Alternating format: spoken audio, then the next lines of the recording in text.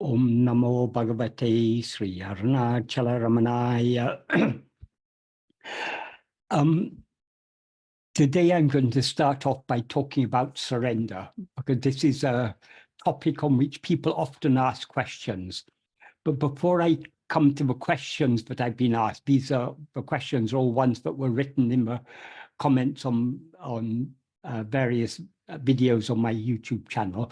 Before I come to those questions, I think it's good to first have a clear idea what surrender actually is. Surrender means giving ourselves to Bhagavan. Giving ourselves to Bhagavan, well, firstly, what is Bhagavan? What is God? That is our own being, what we actually are. So giving ourselves to Bhagavan or to God means giving ourselves to our own being. And giving ourselves to our own being means not rising as ego, just being as we actually are. So the heart of surrender is not rising as ego. That is what surrender essentially is. So why is it that we rise as ego? We can't exactly say that there's a cause for our rising as ego, because as Bhagavan made clear, ego is the first cause. For example, in verse 26 of Ulujjanaptu, he says, if ego comes into existence, everything comes into existence. If ego doesn't exist, everything doesn't exist. So as that clearly implies, and as Bhagavan made clear in so many other places, what comes first is our rising as ego. Everything else comes after that. So we can't say there's any cause for our rising as ego. However, though there's no cause for our rising as ego, there is a fuel for our rising as ego. That is, what fuels our rising as ego is essentially our vasanas, Vichara vasanas. Vasanas means inclinations. So, and inclinations are the seeds that give rise to likes, dislikes, desires, attachments, hopes, fears, and so on. So all these likes, dislikes, and so on, in their seed form are what are called Vichara vasanas. Vasanas means inclinations, and Vichara means objects or phenomena. In other words, anything other than ourselves is a Vichara. So the inclination to seek happiness in anything other than ourselves is a Vichara vasana. It is the Vichara vasanas that fuel our rising as ego. As I say, we can't say the Vichara vasanas are the cause for our rising as ego, because whose vasanas are they? They're ego's vasanas. So ego comes first, but as soon as we rise as ego, what gives impetus to our rising as ego, what fuels our rising as ego, is our Vichara vasanas and the resultant likes, dislikes, desires, attachments, and so on. So surrender generally begins with trying to surrender our will. That is, we understand that whatever is happening according to Bhagavan's will, or God's will, however we want to put it. But we have our own likes and dislikes. That is, it's the very nature of ego to have likes and dislikes. So we don't necessarily like all the things that happen to us. All sorts of things happen in our life. Some things we like, some things we dislike. But if we are to surrender ourselves, we need to wholeheartedly accept whatever happens at the will of Bhagavan. So we need to face life with equanimity, not want anything other than what Bhagavan wants for us. And what Bhagavan wants for us is whatever happens in our life. So we need to surrender our will. We need to give up our likes and dislikes. That is not complete surrender. And it is also not possible to give up our likes and dislikes completely, so long as we rise as ego, because it is the very nature of ego to have likes and dislikes. So though surrender begins with trying to surrender our will, and surrendering our will is very necessary, we cannot surrender our will completely without surrendering ego itself. That's why surrender leads to self-surrender. Self-surrender, the self in self-surrender, Atma Samapanam is the term that's usually used in Sanskrit. The Atman in that case is not what we actually are. Obviously, we cannot surrender what we actually are. We can only surrender what we seem to be. So the Atman, or self, in self-surrender, Atma Samapanam, is ego. So it is ego that we need to surrender. In other words, we need to cease rising as ego. We need to be as we actually are. That is what surrender is ultimately about. But for that, in order to be willing to cease rising as ego, we must, to a very great extent, reduce the strength and intensity of our likes and dislikes by trying to accept whatever happens. It is the will of Bhagavan. So Bhagavan expressed it very beautifully in verse 2 of Arunachya Patikam. He says, Ninishtam enishtam, your will is my will. Imbadaku, that is happiness for me. In other words, whatever Bhagavan wants, that we shouldn't want anything other than what Bhagavan wants for us. So whatever Bhagavan wants to put us in hell, fine. That's it. If that's Bhagavan's will, but we should be in hell, we're very happy to go to hell. So we should, if we have such an attitude of surrender, if we are truly surrendered, even hell will not be hell for us. And equally, even heaven will not be heaven for us, because we will have a samadrishti. We will view all things with an equal eye, because whatever happens, it's Bhagavan's will. Therefore, it is what is good for us. So surrender begins with a fundamental change of attitude. Instead of seeking what we want or what we think is good for us, accepting that whatever happens is what Bhagavan wants for us and is therefore what is good for us. And in this way, we begin to surrender our will. We begin to reduce the strength and intensity of our likes and dislikes. Of course, we still have likes and dislikes, but we try not to be swayed by them so much.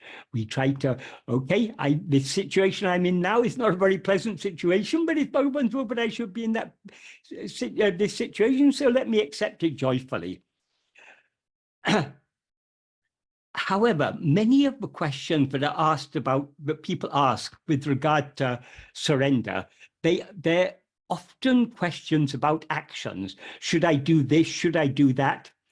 How do I know whether I'm surrendering or not? How do I know what is Bhagavan's will? Well, how can I act according to Bhagavan's will when I don't know what is Bhagavan's will? Surrender is not about action. So long as we are concerned about action, we are not truly surrendering ourselves. We need to give up all interest in action or in inaction. We shouldn't either try not to do or to do. We should. We need to go beyond concern with actions and with our outward life. We need to go beyond concerns with what we do or what we experience. So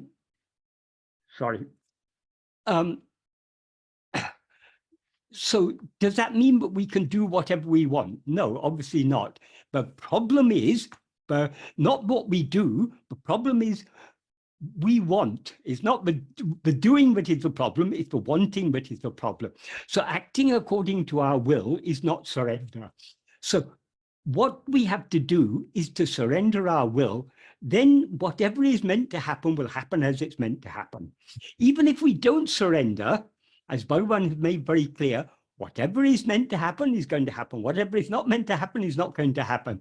So whether we surrender ourselves or not, his will alone is going to be done. That is, whatever is to happen is going to happen, whether we like it or not, whether we're willing to accept it or not, it's going to happen. So we need to give up concern about what we are experiencing in life and also what we are doing. Our concern should be giving up our likes and dislikes and thereby subsiding back within. So The most effective way to surrender ourselves, as Bhagavan makes clear, for example, in the 13th paragraph of Nana, he gives a very clear and unequivocal definition of what is surrender. What is it to completely give oneself to God? This is the ultimate surrender. He says, being Atmanishtaparan, that means being one who is firmly fixed as oneself. In other words, being as we actually are, giving not even the slightest room to the rising of any other thought, except Atmachintana, alone is giving oneself to God. The word he uses here for thought is chintana. So Atmachintana literally means thought of oneself. It can also mean meditation on oneself or self-contemplation. It implies self-attentiveness. So in order to be as we actually are, we need to avoid giving room to the rising of any thought about anything other than ourselves.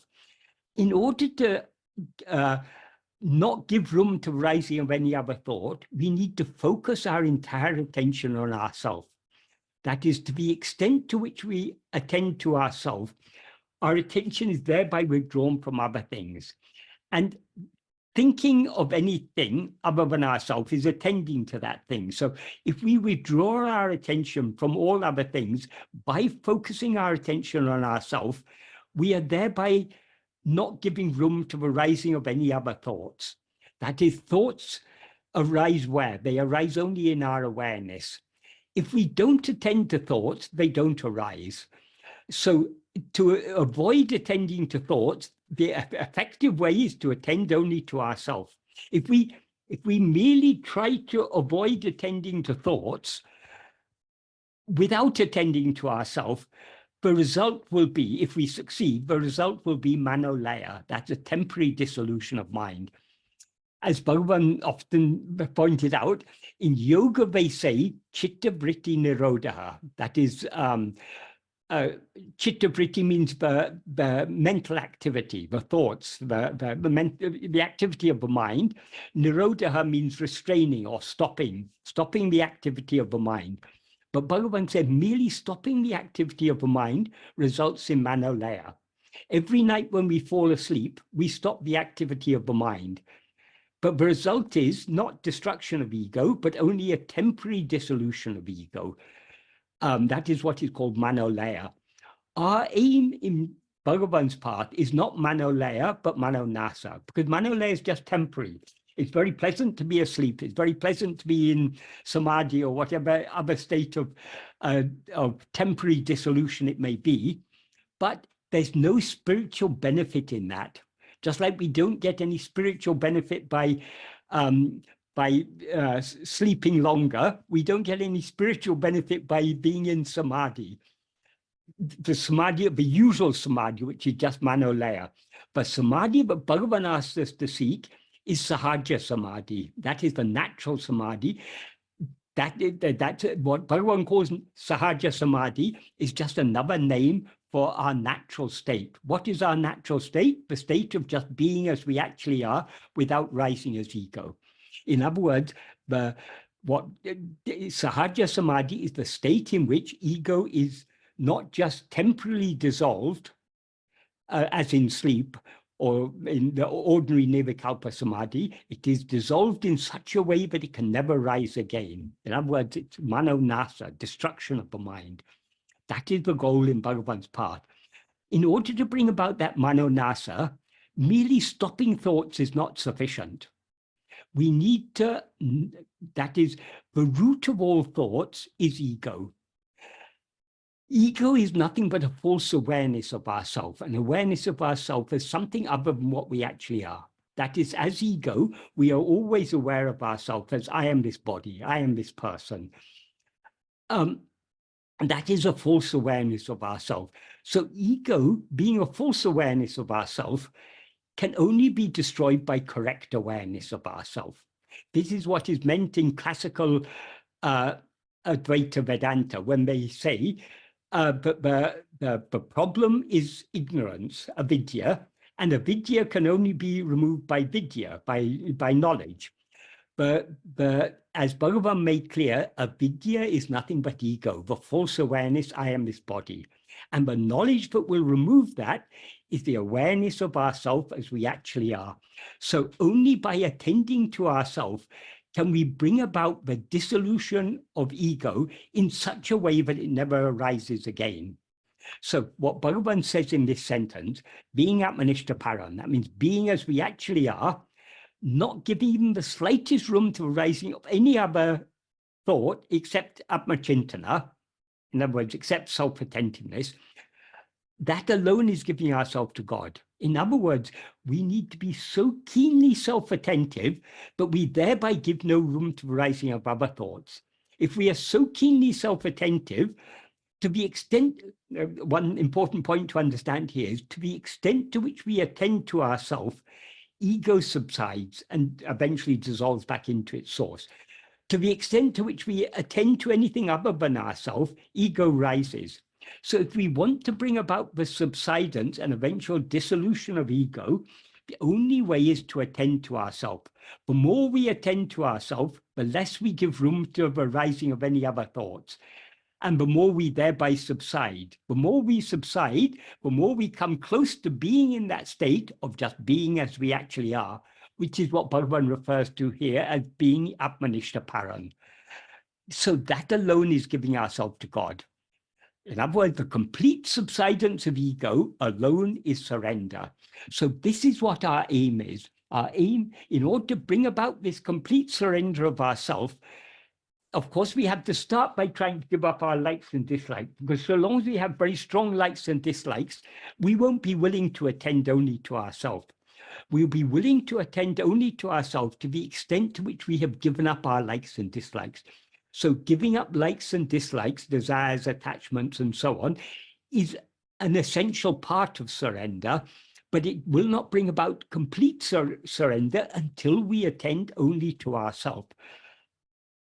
So if we attend only to ourselves, we are thereby surrendering ourselves to God. But people say, what about thoughts? There's so many, I've got so many responsibilities in this life. Don't I have to think about so many things? Don't I have to make decisions and everything? Bhagavan gives us an assurance in the next sentence. He says, even though one places whatever amount of burden upon God, that entire amount he will bear. In this context, what this implies is, even the burden of thinking, we can leave that to God. Because as Bhagavan made clear, whatever is to happen is going to happen. However much we try to avoid, we try to stop it happening. What is not going to happen is not going to happen, however much we try to achieve it. This is what Bhagavan wrote in a note for his mother. This is iduve tinnam, this is certain, he said. And he also said in the first sentence of that note, he says, avarabha prarabdha prakaram adakanavan angangiridu artavipan. That what that literally means is according to their prarabdha. In other words, according to the prarabdha of each one, he who is for that, being there, meaning being in the heart of each one of us, artavipan will cause to dance, it literally means. In other words, he'll make us act in accordance with our prarabdha. This does not mean that all the actions we do are actions that God makes us do in accordance with prarabdha. Because if all our actions were actions that God makes us do in accordance with prarabdha, we would not be the doer, he would be the doer. What Bhagavan means there, he says, he begins by saying, avarabha prarabdha prakaram. That means in accordance with the prarabdha of each one. So we will be made to act in accordance with our prarabdha. That is, if it is necessary for us to make a certain decision, we will make that decision. If it is necessary for us to do a certain action, we'll be made to do that action. So all the actions of mind, speech, and body, but are necessary, God will make us do those. Bhagavan will make us do those actions. So we need not worry about those actions. We can't avoid such actions, even if we want to. But in addition to those actions, we do so many actions under the sway of our vasanas. It's those actions that we do under the sway of our vasanas, but produce fresh fruit. So how to avoid doing actions under the sway of our vasanas? We need to avoid rising as ego, because as soon as we rise as ego, our attention goes outwards under the sway of vasanas, and so the rising of ego and allowing our attention to go outwards is the starting point of all karmas, all actions, because actions begin with mental activity. Mental activity is nothing but the attention we give to things other than ourselves, and mental activities lead to activities of speech and body. So all action begins with our rising as ego. So if we want to avoid doing any action under the sway of our vasanas, we need to avoid rising as ego. And to avoid rising as ego, we need to attend to ourselves so keenly, but we thereby give no room to the rising of any other thought. So this is what surrender is about. And then the next sentence is also very important. He says, since one Parameshwara Shakti, that means the one power of the Supreme Lord, or the one supreme ruling power, or the power of God, however we want to put it, that power of God, in other words, God's grace, is, since that one power of God is driving all karyas. In this context, karyas means whatever needs or ought to be done, and whatever needs or ought to happen. So whatever is meant to happen, God is driving all these things. So when that is the case, instead of, he says, instead of we also yielding to it, in other words, instead of us yielding to that power which is making everything happen as it's meant to happen, why to be perpetually thinking it is necessary to do like this, it is necessary to do like that? That is, so long as we think, should I do this, should I do that? Oh, I need to do this, I need not to do that. So long as we are thinking like that, our attention is going outward. We are concerned about our life in this world. That is not surrender. Surrender means turning our attention back within and leaving the external life in the hands of God, in whose hands it is anyway, whether we surrender ourselves or not. Whatever is going to happen is going to happen.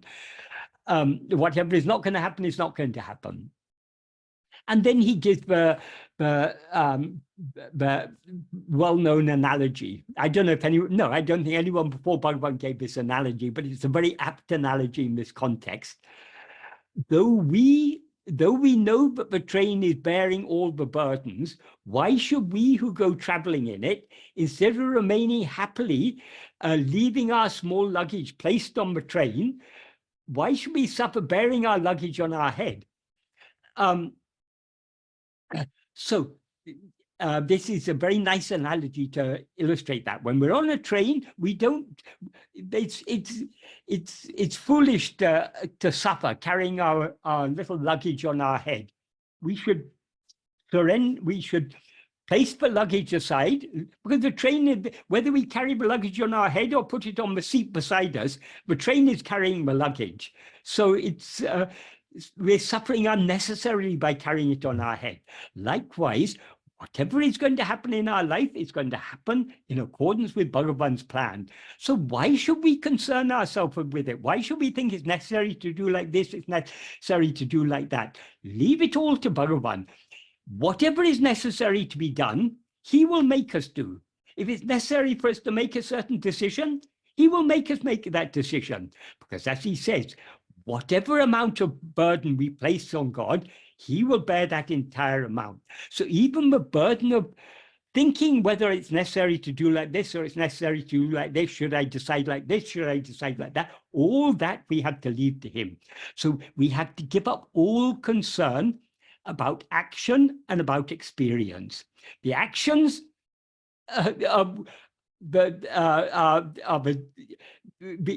so long as we are thinking I have to do like this, I have to do like that, that is the doership. And the result of the doership is experiencership. That is, as Bhagavan says in verse 38 of Ulujunaptu, if we are the doer of actions, we will have to experience the resulting fruit. So doership and experiencership are two sides of the same coin. We need to give up all concern about what we should do and all concern about what we're going to experience or not going to experience. Leave it all to Bhagavan. Our only concern should be to attend to ourselves. This is what surrender really means. So with that preface to the subject, I will now try and answer some of the questions I've been asked.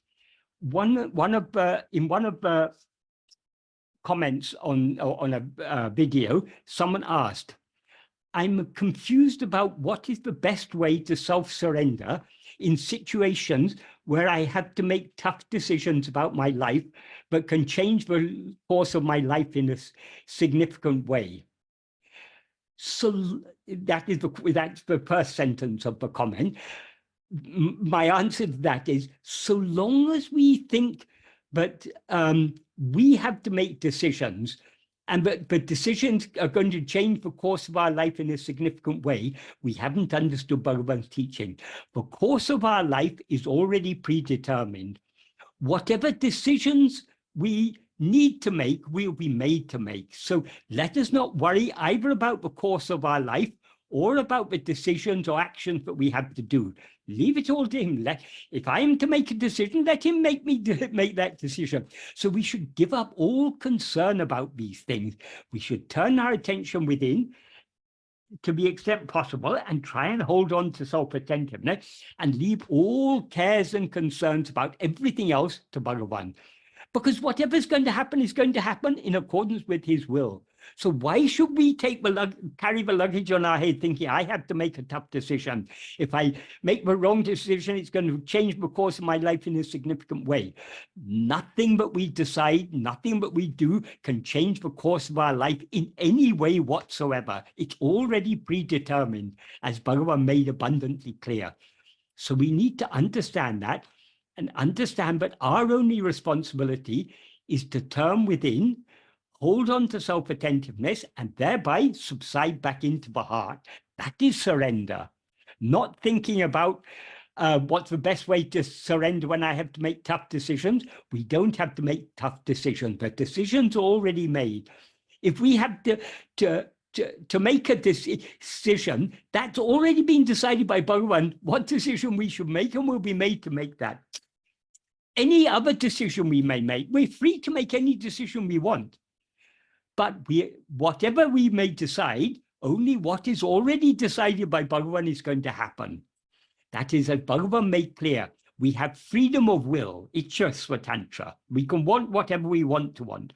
We also have, within certain limits, we have freedom of action.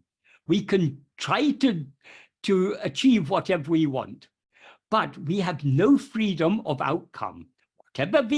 Whatever is destined to happen, that alone is the outcome, whether we like it or not, whether we try to achieve it or not, whether we try to obstruct it or not. What is going to happen is going to happen. Bhagavan puts it so beautifully in that note to his mother. Endrum naduvadadu, enviachikanum naduvadu. That means whatever is whatever is never to happen will not happen in spite of any amount of effort. Nadavatu entadeseinum niladu. What is to happen will not stop in spite of any amount of obstruction. So try as much as we want, we cannot change anything. Iduve tindum, this is certain. Ahalin monamai irake nandru. Monamai irake nandru means, ahalin means therefore, monamai irake nandru means being silent is good. How to be silent? Being silent means not rising as ego. So in other words, surrender is good. Leave all concern about whatever is going to happen or whatever I need to do. Leave all that concern to Bhagavan. Our only concern is to turn within and subside back into the heart. So whatever may be the situation, the best way to surrender is to turn our attention within and be unconcerned about the external life. And then the person goes on to write, should I think that I should not think about the situation much and remain silent and believe that whatever is Bhagavan's will, he will make me do the right thing? Yeah, that is correct. That is, we need not think what we should not think. We just need to attend to ourselves. If we attend to the extent to which we attend to ourselves, we're not thinking about other things. And whether we attend to other things or not, whatever is going to happen is going to happen. So leave it all to Bhagavan. Turn within and be unconcerned about everything else. That is true surrender. And the person also gives another alternative.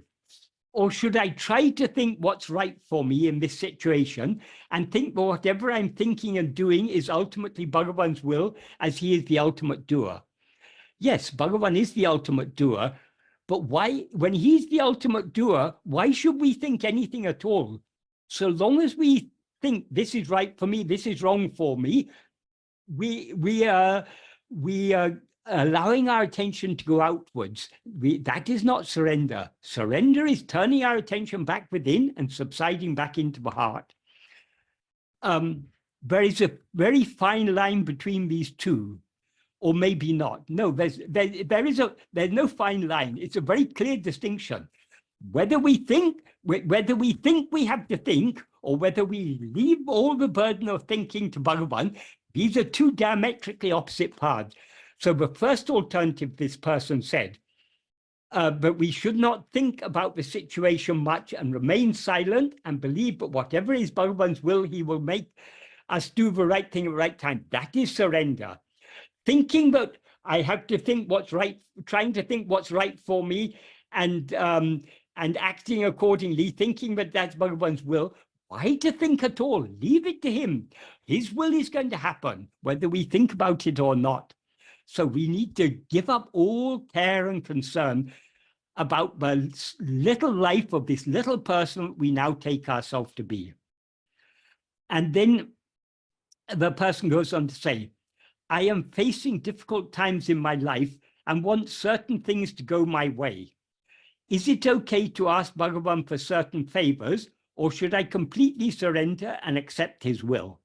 Well, it's up to us. If we want to ask Bhagavan for favors, we cannot. I mean, who else can we ask for favors? We have to ask Bhagavan if we want to ask for favors. But why should we ask for favors at all? When Bhagavan has made it clear, but what is going to happen as he wants it to happen. Why should we ask anything of Bhagavan? All we should ask is for him to give us the love to surrender ourselves completely to him. So long as we want certain things to go our way, that is the very antithesis of surrender. We need to give up all wants and accept that whatever is happening according to the will of Bhagavan. And someone else asked a question. Could you please explain, how do I plan my daily affairs when I need to ignore all thoughts other than self? Why to plan our daily affairs? If our attention is on ourself, that's the only responsibility we have. Our daily affairs, they're already planned by Bhagavan. If any decision-making is necessary on our part, he will make us make that decision. So let us leave even the concern about whether I should decide this or whether I should decide that. How do I plan things? Why to plan anything? He has already planned everything. Things are going to happen according to his plan, not our plan. Man proposes, God disposes. He's already disposed long before we make any plan. He's already planned what is going to happen. So leave it to him. Then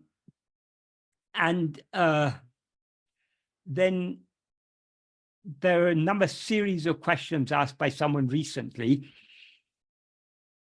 When one is to hand over doership to Sri Bhagavan, within brackets, when it's not necessary to think I must do like this or that, what does this look like in practice? That's the first question.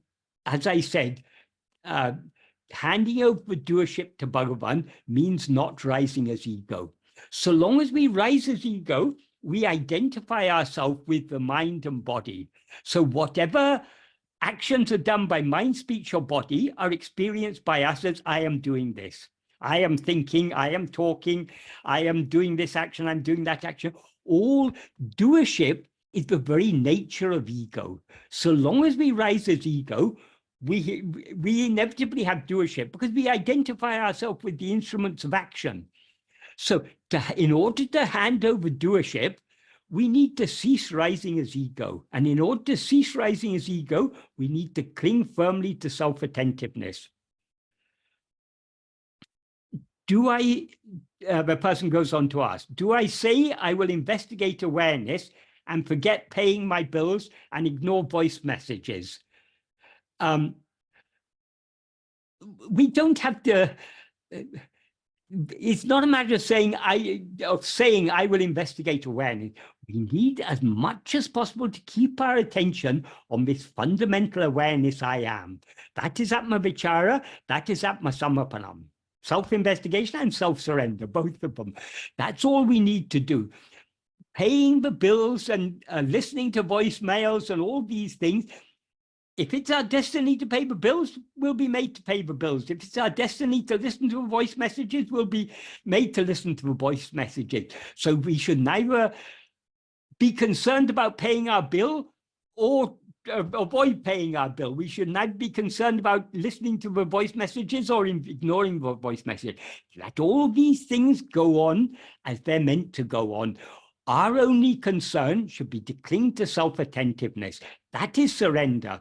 So long as we're concerned about actions, or I have to pay bills, oh no, I need to stop, I need to forget about paying my bills because I shouldn't be thinking of anything other than myself. So long as we're thinking like that, our attention is going outwards. The only thing we need to attend to is ourselves. Paying the bills, listening to voice messages, and all the other activities of life, whatever is meant to happen, they will happen. We'll be made to do whatever we need to do. So let's not concern ourselves with action. Let's concern ourselves. That is, Bhagavan's path is not the path of doing. Bhagavan's path is the path of being. Our being is ever shining within us as I am. It's ever unmoving and unchanged. That is what we need to hold on to. All doing, all action is just an appearance of fleeting pictures on the screen. Let's not concern ourselves with these fleeting pictures. Let's hold on to the underlying substratum, which is our own being, I am. That's all we need to be concerned about. So long as we are concerned with attending to nothing other than our own being, that is surrender. So long as we're concerned about anything else, that is not surrender. That is being concerned about anything else, whether we should pay our bills or not, whether we should listen to the voice messages or ignore them. So long as we're preoccupied with these concerns, or to the extent to which we are preoccupied with these concerns, we are not surrendering ourselves. So we inevitably in our life, actions will go on. We need to eat, we need to answer calls of nature, we need to sleep at night, we need to get up in the morning. All these things have already been pre-planned. So leave it all to Bhagavan. Let's not concern ourselves with these things. And then the next question this person asks is, do I pray to Bhagavan to take care of these things for me? Why to pray to Bhagavan to take care of these things for us? He's already assured us he's taking care of everything. So why should we ask, oh, Bhagavan, take care of these things? So long as we ask Bhagavan to take care of these things for us, we are still concerned about these things. Bhagavan, if you want to take care of these things, take care of these things. If you don't want to, don't. It's no concern of mine. My only concern is to hold on to you who are ever shining in my heart as I. That should be our attitude. So long as we're praying to Bhagavan to take care of anything, our mind is still going outwards, is still concerned about these things. And then the person goes on to say, I will have a world of trouble, and then shall I say, this is best for me. We will not have a world of trouble unless that is destined. If it is destined, it's going to happen whether we want it or not. So let's not concern ourselves with whatever trouble is to come in life. The troubles that are to come will come. The troubles that are to go will go. All these things should not concern us. So long as we're concerned about these things, our mind is still going outwards. We're not surrendering ourselves to Bhagavan. And then shall I say, this is best for me? That is, whatever happens, we should have that attitude. Whatever happens is best for us because it's happening according to Bhagavan's will. Then the person goes on to say, David Godman told a story of someone writing a letter to Bhagavan and posting it in his mind, each time asking to Bhagavan to deal with a particular problem. Mr. Godman at that point emphasized that when we give over a problem to Bhagavan, we must ourselves cease to act upon it. Is something like that what is needed, or do you have a different view? That is, we will ask Bhagavan to deal with a particular problem only if we are concerned about that problem. It's good if a problem is concerning us, it's better to ask Bhagavan, okay, Bhagavan, you take care of this, let me not concern about it. That's good. But we need to go further than that. We need to give up concern about the problems. Life is full of problems. Problems come and problems go. Bhagavan is dealing. The problems come by Bhagavan's grace, and the same grace that brings the problems will take away the problems sooner or later. So we shouldn't concern ourselves about this. We shouldn't think that we have to ask Bhagavan to deal with the problem. He has already told us. Well, firstly, but whatever problems come, they're coming only from Bhagavan. No problem can arise in our life without it being in accordance with Bhagavan's will. So let problems come, let problems go. There should be no concern of ours. And then he said, Mr. Godman at that point emphasized that when we give over a problem to Bhagavan, we must ourselves cease to act upon it. That is not quite correct. We must see, when we hand over all the problems of our life to Bhagavan, we cease to concern ourselves with it. If we have to act on a problem, Bhagavan will make us act on it. So we shouldn't say, that's what I said, surrender is not about acting. If a certain action is necessary, we'll be made to act on it. So it's not about acting or not acting. Leave all that to Bhagavan. What is surrender is not being concerned about these things. The only concern we should have is to hold on to self-attentiveness and let all other things happen as they're meant to happen. And if we are meant to do anything, Bhagavan will make us act accordingly. So leave it all to him.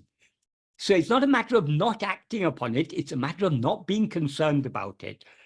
If we hand over all concern to Bhagavan, he will make us do whatever we're meant to do.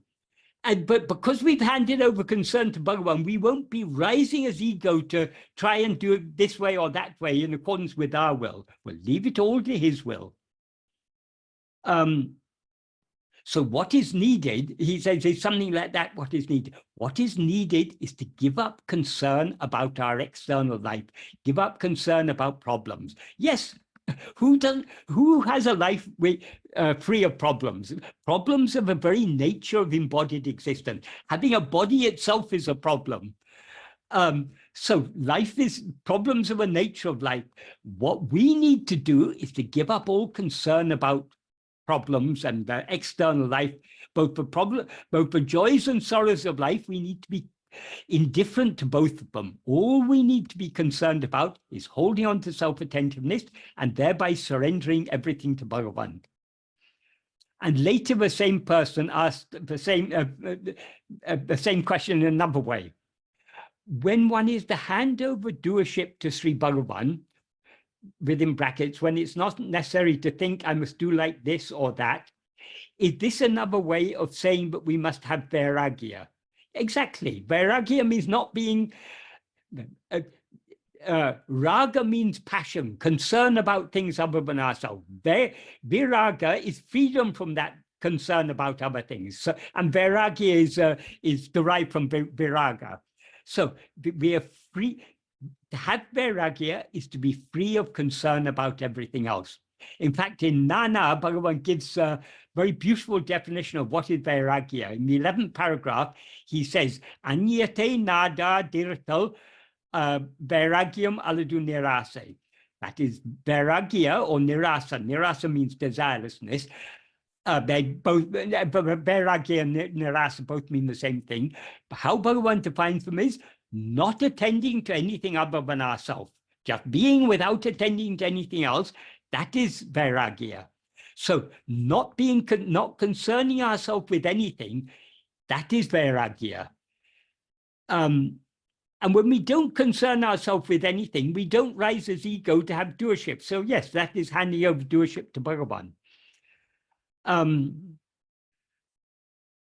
Is that another way of saying that we must be ready to renounce everything we have in the world, job, friends, possessions, while holding on only to the I awareness? If we hold on to the I awareness, let job, friends, possessions, all these things, they'll take care of themselves. That is, they're all jobs and friends and possessions, all come according to prarabdha, and they go according to prarabdha. Whatever nice job we have now or terrible job we have now, whatever good friends or bad friends we have, whatever possessions we have or don't have, all are going to go sooner or later. So we shouldn't be concerned about these things. All we should be concerned about is holding on to this fundamental awareness, I, the awareness of our own being, I am. And then he says, we would have to be unafraid of the consequences in order to surrender our thoughts and decisions, as the passenger on the train surrenders his bundle. That is, when the passenger on the train puts his luggage aside, does he do it with great fear that his luggage is going to somehow run away? No, he knows, he's with full confidence that the train that is carrying him is also carrying his luggage. He puts it aside.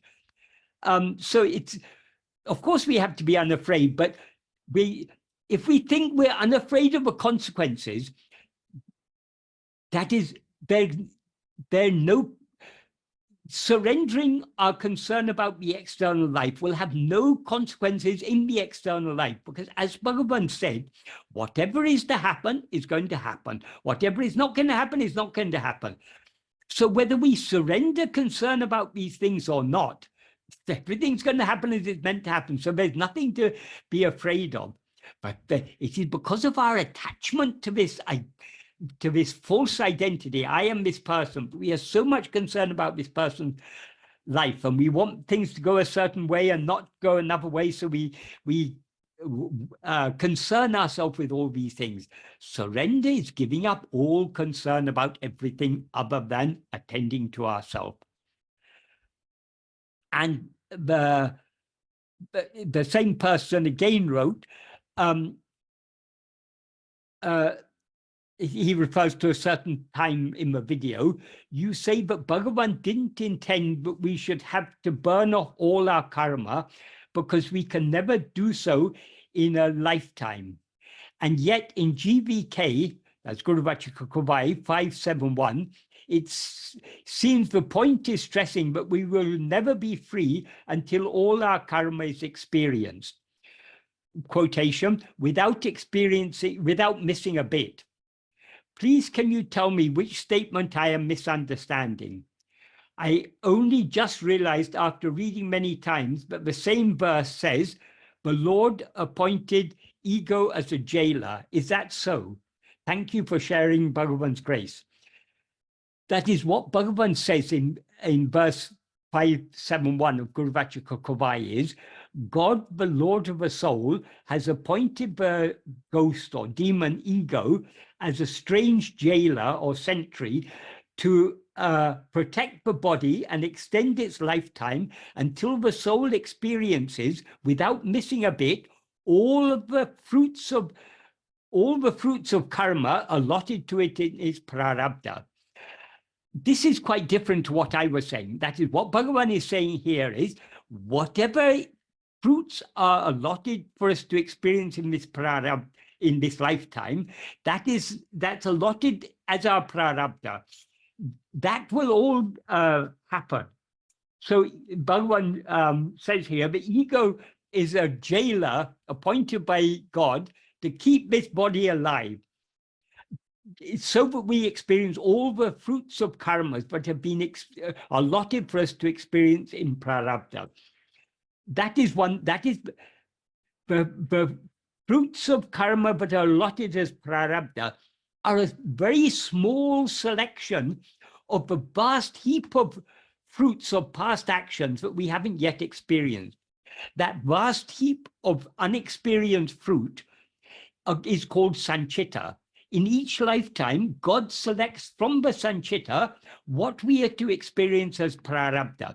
That prarabdha we have to experience. The only way to avoid experiencing prarabdha is to turn within and dissolve back into our source. Because if ego is annihilated, ego is both the doer of action and the experiencer of its fruit.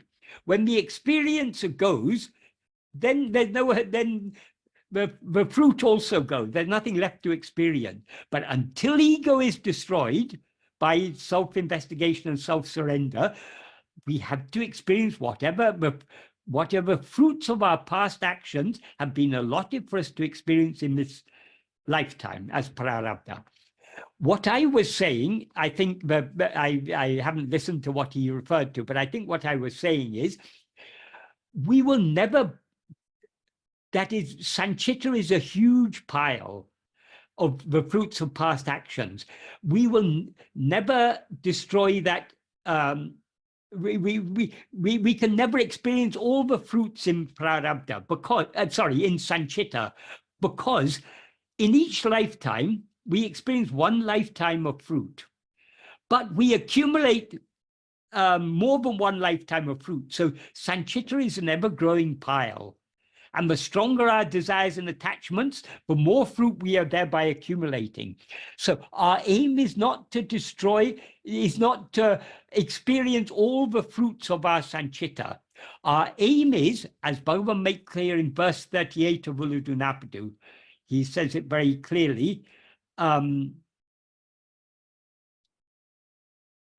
if we are the doer of actions, if we are the doer of action, we will experience the resulting fruit. That if the doer has to experience the fruit. So doership and experiencership are two sides of the same coin. But then he goes on to say, investigating who is the doer of action when one knows oneself. That is, we can know ourselves only by investigating who are we, the doer of actions. In other words, the doer of action in this case means ego. So when we investigate ego and thereby know what we actually are, doership will depart and all three karmas will slip off. This is the state of liberation.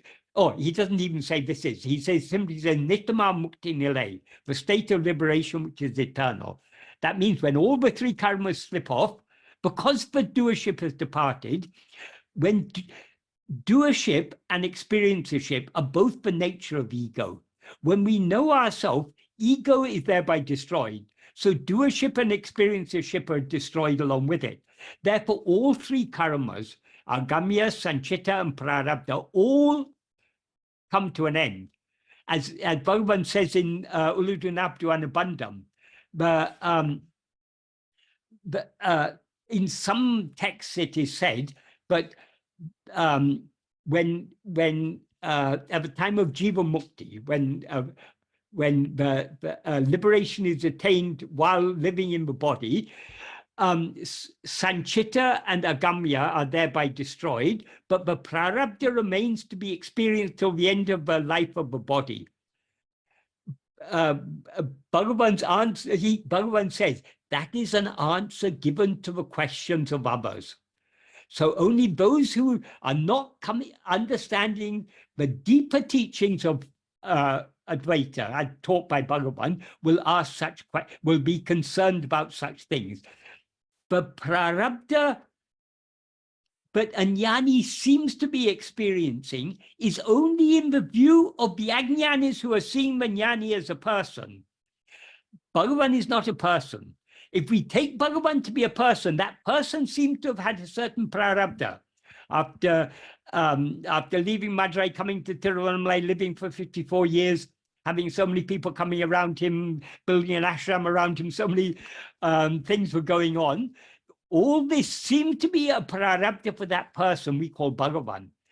But In Bhagavan's view, he's not that person. He doesn't take himself to be. So it's only in our view that Vijnani seems to have a prarabdha. In the view of Vijnani, because ego is destroyed, the doer of ego is the doer of action and the experiencer of the fruit.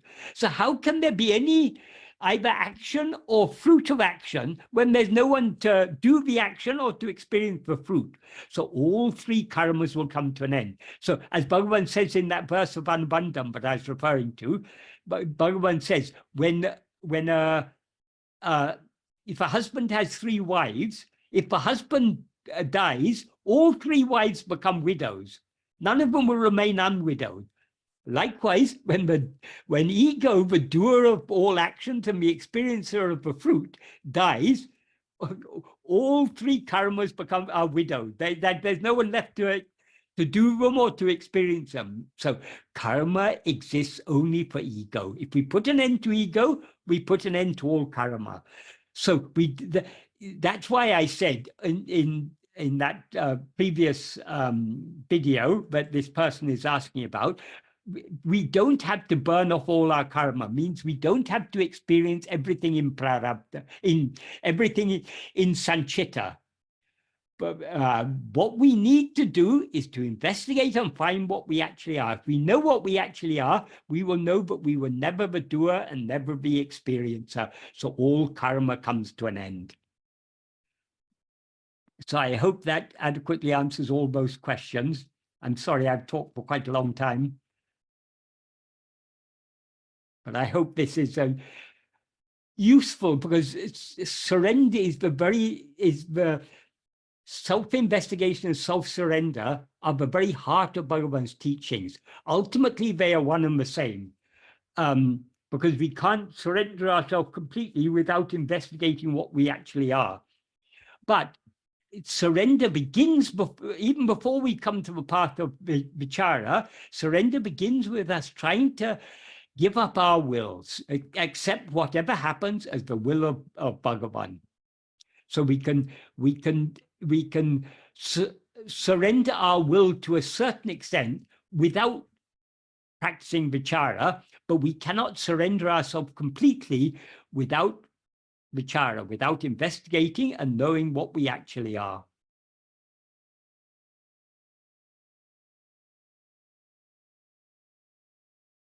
Would you like to answer some of the questions? Yes, yes. Okay. The first question is,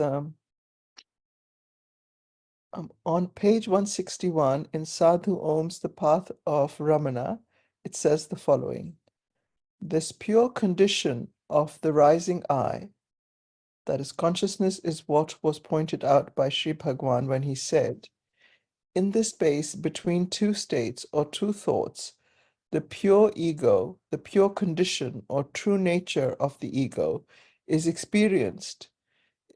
This is in Maharishi's Gospel, Book 1, Chapter 5, entitled Self and Ego. Is that clear, Michael? Yes, yes. So what is the question? Yeah, so the question is this pure ego the same as the I with no adjuncts? Yes, to the extent to which the adjuncts drop off, the pure I alone remains.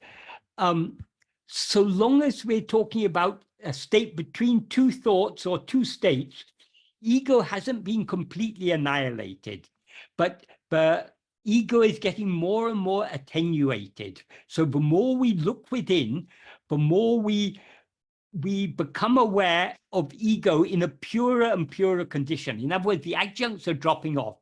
Once we see ego in its perfectly pure condition, the perfectly pure condition of ego is pure awareness. That is, when all the adjuncts drop off, pure awareness alone remains. So as Bhagavan says in verse 25 of Uludhanaptu, knowing oneself without adjunct is itself knowing God, because God shines as oneself. So that is our aim. We are looking within more and more to see what we actually are. To the extent to which we look outwards, we identify ourselves with these adjuncts. To the extent to which we look within, and hold on to our being, the adjuncts drop off. And when the adjuncts drop off completely, that is the perfectly pure condition of I. That is the annihilation of ego. So when Bhagavan is talking about between two thoughts and between two states, ego hasn't been completely annihilated, because when ego is completely annihilated, there'll be no thoughts and no states. There'll only be pure being. So it's when Bhagavan is talking about when we're getting close to that, the more we look within, the more we will discern what exists between thoughts, between states, that the underlying reality, which is our own being. So these are all different ways of pointing us back to ourselves, to attend to ourselves. And what we need to understand is that which exists between two thoughts, that which exists between two states, exists always. That is I am. That is our own being.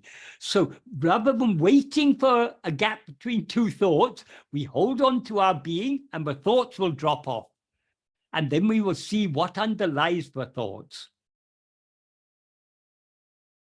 I hope that's a clear answer to that question. It was very clear. Thank you, sir. Yeah. It was I that asked it, and I just Yeah. appreciate you very much. Thank you. Yeah.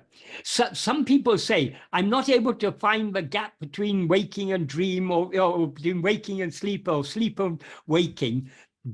That gap is not here. That is, we've already woken up. So let's not worry about that gap. We've not yet fallen asleep. Let's not worry about that gap. What are we here and now? What exists in that gap is what exists here and now always. So we need to hold on to what is permanent, which is our own being. So though Bhagavan mentioned these things, these are all just different pointers. But the fundamental principle we need to understand is, what is Atma Vichara? It is holding on to our own being. And that our being is what is ever shining as I. So hold on to that. Let's not worry about thoughts. Let's not worry about states. Let's not concern ourselves with anything except holding on to our own being. I am.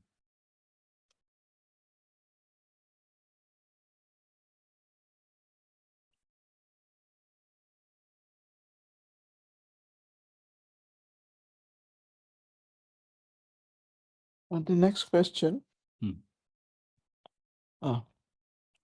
Just exactly what is meant by holding on to self-attentiveness, or I am? It is the expression holding on that I want to clarify, that I want clarity on. Holding on sounds like an action done by the ego and would subsequently be tiring. And also, it is said that the ego can only attach to objects. So holding on to oneself would not be possible. It has also not been explained to me that having turned away from objects towards myself, the I am, is just aware of itself and is effortless. The ego then rises again sooner or later, and we then have to again turn our attention selfward and so on. If that is the case, what is the holding on? Who or what is holding on? Thank you. And also, when you say if the ego or snake is looked at carefully enough or keenly enough, the rope will become apparent. What is meant by these terms, carefully or keenly enough? Okay. This practice of self-attentiveness is extremely simple, but at the same time extremely subtle. No words can adequately express this. So the words are all pointers. So holding on to something means not letting go of it. Bhagavan said beautifully to Akilanda Maya, she was a literate village woman, but when she asked for some teaching, because people had prompted her, it's a very auspicious day today, you should ask Bhagavan for some teaching. When she asked Bhagavan for some teaching, he just looked at her and said, Une vidamal iru. That means be without letting go of without leaving or without letting go of yourself. So what's it mean to let go of ourselves? When we allow our attention to go outwards, we have, metaphorically speaking, let go of ourselves. So we need to hold on to ourselves, hold on to our being. That means we need to keep our attention fixed on ourselves. One of the terms that Bhagavan used for self-attentiveness is Swarupa Dhyana. That means meditation on one's own real nature. It's another way of saying self-attentiveness. In the 10th paragraph of Nana, Bhagavan says we need to hold on to self. He says, Swarupa Dhyanate Vida Pidiyai Pidikavendum. That's a very, very emphatic way of saying. Pidi means to hold on. Vida means, vidu means letting go. Vida means not letting go. Not letting, vida, pidiyai means holdingly. He's using the verb to hold as an adverb. So pidiyai means holdingly. So he says it's necessary to hold, unleavingly, holdingly onto that. So he's emphasizing so much how firmly we need to hold on to that. In other words, we shouldn't allow our attention to slip away towards anything else. We need to keep our attention fixed firmly on ourselves. Keenly or carefully means more or less the same thing. We need to, rather than allowing our attention to slip away from anything else, we need to try to put our attention entirely on ourselves. That is, what is Atma Vichara? Bhagavan has explained it very, very clearly in the 16th paragraph of Nana. He defines what he means by Atma Vichara. He says, the name Atma Vichara is only for always keeping the mind on oneself. Keeping the mind on oneself means keeping our attention on ourselves. So being self-attentive, that alone is Atma Vichara. Holding on to self-attentiveness means not keeping our attention fixed firmly on ourselves so our attention doesn't slip away towards anything else. So all these words are pointers, but we can understand what these pointers mean only to the extent to which we put them into practice. If we try to turn our attention within to see what we actually are, then all these words, what Bhagavan is pointing at will become more and more clear. If Bhagavan points out and says, see that star in the sky, we won't know what he's pointing at unless we look there. We need to look there, and then oh, that's why Bhagavan is pointing there. Yes, it's a beautiful star. But in the case of ourselves, all of Bhagavan's teachings, they're all pointers directing our attention back at ourselves.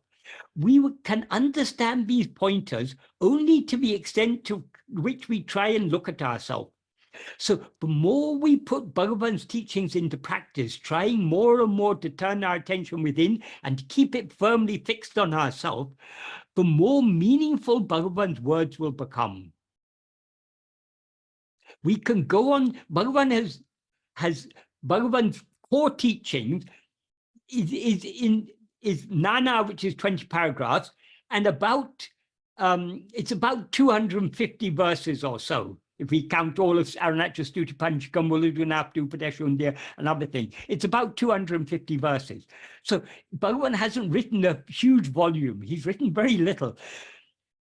But we can go on studying these works throughout our lifetime, and we will still find more and more in them if we are putting them into practice. Of course, if we just study them without practicing, our understanding will be very superficial. But the more we practice, the more we try to attend to ourselves, the more depth of meaning and implication we will see in Bhagavan's words.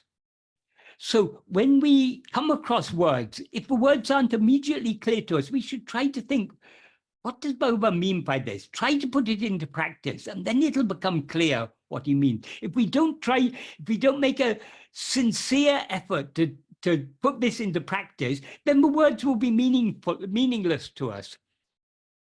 It'll be like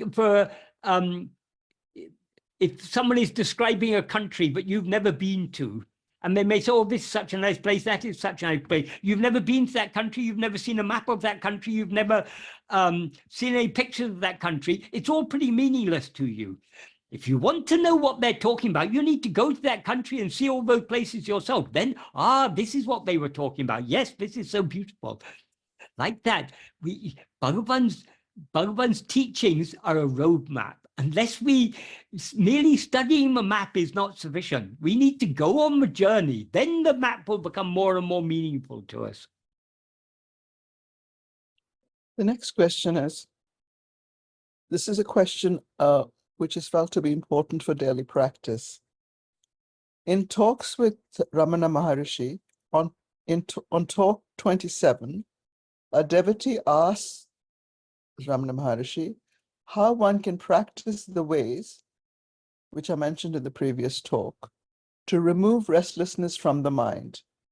And Maharshi replies, an examination of the ephemeral nature of external phenomena leads to vairagya. When vichara continues automatically, it results in a contempt for wealth, fame, ease, pleasure, etc. And then, if, however, the aspirant is not temperamentally suited to vichara marga, which is to be introspective, analytical, which is the method of being introspective and analytical, he must develop bhakti to an ideal. But then in the same talk, further down, the same devotee asks if the mind can be fixed on that point, which is like gazing into vacancy or a dazzling crystal or light. This is in Ramana's words. And again, Maharshi answers, yes and yes. If the mind is distracted, then ask the question, to whom these distracting thoughts arise? And finally, here is the question. The devotee asks, is all this process merely intellectual, or does it exhibit feeling predominantly? And Maharshi answers, the latter. So is the path proposed by Ramana one of introspective analytical method, or is it predominantly feeling the being or the I and staying there?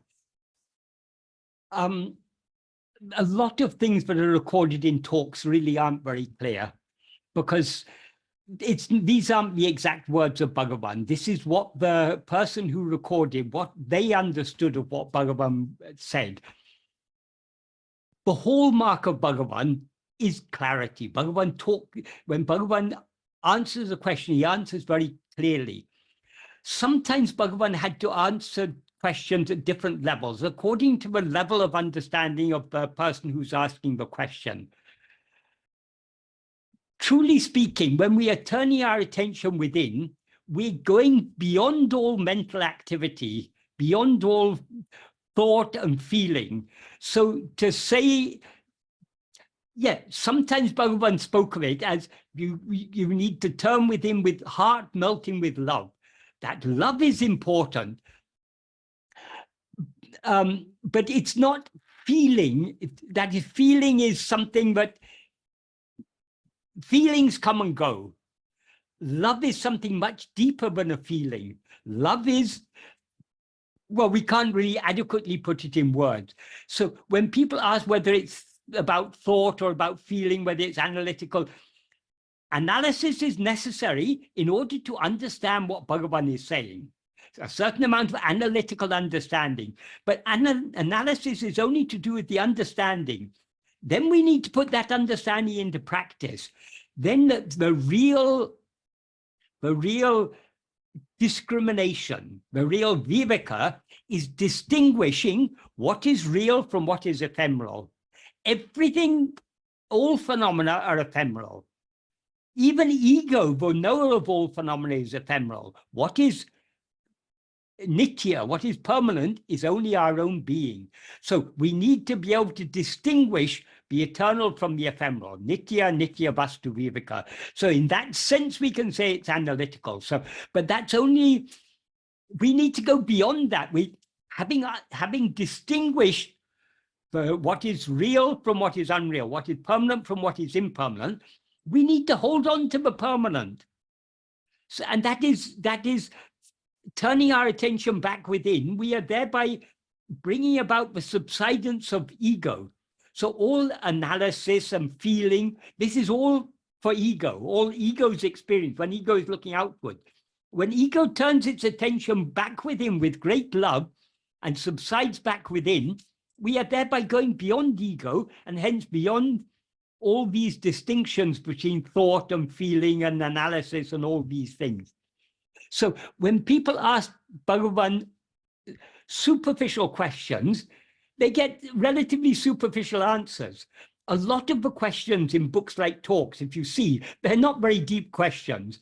They're not questions asked from a standpoint of any depth or clarity of understanding.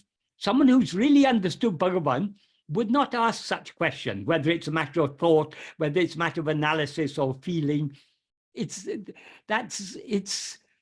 are irrelevant questions because it's going beyond all these distinctions. It's going back to the very source, to our very being. Is our being a feeling? Is our being the result of analysis? No, our being is what is permanent. So there is some, in books like Talks, there are some useful pointers there, but we need to read these books with discrimination. And we shouldn't take everything that is recorded there to be Bhagavan's real teachings.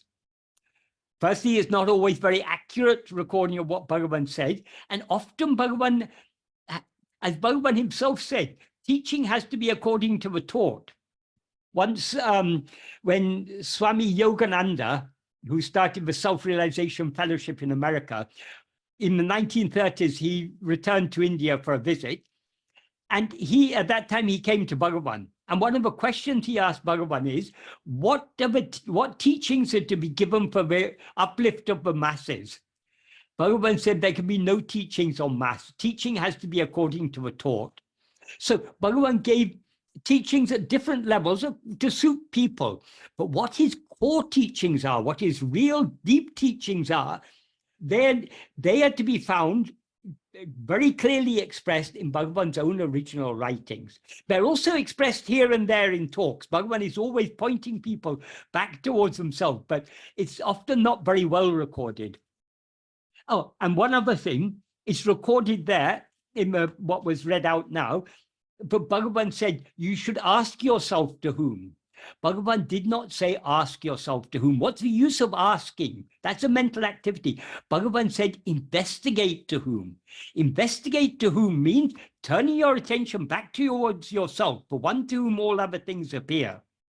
So it's not merely a matter of asking. So Bhagavan was speaking in Tamil.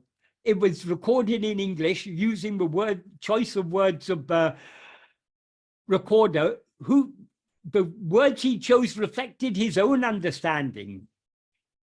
That is, if he understood the difference between asking and investigating, he wouldn't have used the word asking there. So there's so many problems with other people's recordings of what Bhagavan said. That's why the best source of Bhagavan's teaching, the primary source, the most reliable source, is Bhagavan's own original writings. That is Arunachal Stuti Panchakam, Uludunaptu, Padeshundya, Anubandham, all these, not all the verses of Anubandham, many of them are translations, but some of the verses of Anubandham, Ekama Panchakam, Apalapatu, Amapide, these are the core teachings of Bhagavan, and Nana. So these are the works we should rely upon, not upon talks and so on. The only other very useful and reliable source of Bhagavan's teachings is Guru Vachaka Kavai, because they those were teachings of Bhagavan, but Murugan recorded in verses. Murugan had a really deep understanding. He knew what Bhagavan was talking about. He understood the subtleties in Bhagavan's words, so he was able to express it very clearly in Tamil verses. And Bhagavan himself went through that meticulously, often changing the verses to make them more clear or to express the idea better. So books like Talks, Another nice book is Maharshi's Gospel, but Maharshi's Gospel is better than talks, but it's still got many shortcomings. Day by Day also, there's some nice teachings in Day by Day, but all these books have their shortcomings because they're according to the understanding of those who recorded them. Bhagavan himself once said, according to the purity of the antakarana, that means according to the purity of the mind, the same teaching reflects in different ways. So different people understand Bhagavan's teachings in different ways according to their own understanding.